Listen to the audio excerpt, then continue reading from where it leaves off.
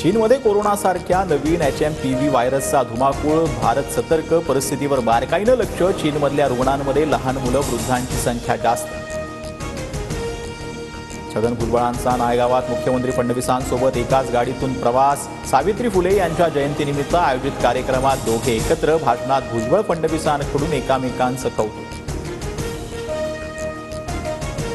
चाकणमध्ये शरद पवार आणि छगन भुजबळांची माजी आमदारांच्या घरी एकत्र चर्चा, ज्योतिबा फुले आणि सावित्रीबाई फुले यांच्या पुतळ्या अनावरण सोहळ्यात दोघांचा एकत्र प्रवास. शरद पवारांचा संदेश छगन भुजबळांनी गुपचूप वाचला, पाणी डोक्यावरून गेल्यावर आवाज उठवावा लागतो, चाकणमधील कार्यक्रमात भुजबळांचा शायरीतून सूचक इशारा.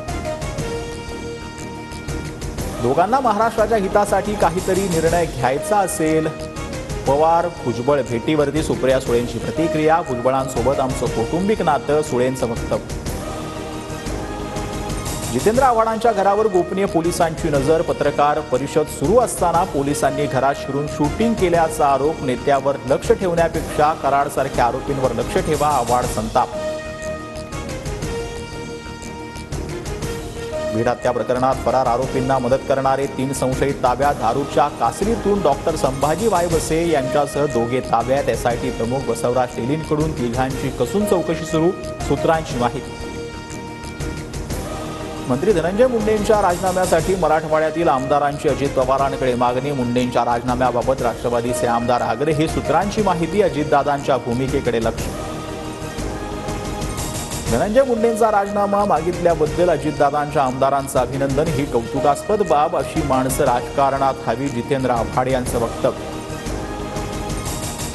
संतोष देशमुख हत्या प्रकरणात तपास कामाला गती, पत्नी अश्विनी देशमुखांसोबतच्या चर्चेनंतर बंधू धनंजय देशमुखांसोबत CID आणि SITची चर्चा, माहिती अद्याप अस्पष्ट.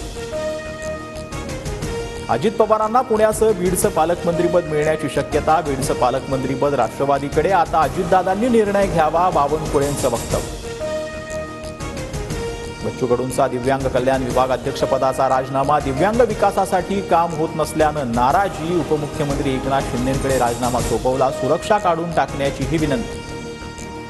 राजन साळवी ठाकरे गट सोडणार असल्याच्या चर्चा, माझ्यावर अन्याय झाल्याचं पदाधिकाऱ्यांचं म्हणणं, योग्य वेळी योग्य निर्णय घेणार, राजापूरमधील संवाद मेळाव्यात साळवींचं सूचक वक्तव्य. सत्कारावेळी छत्रपती शिवरायांचा जिरोटोप घालण्यास मुख्यमंत्री फडणवीसांचा नम्रपणे नकार, फडणवीसांनी जिरोटोपाला नमन करत परत केला.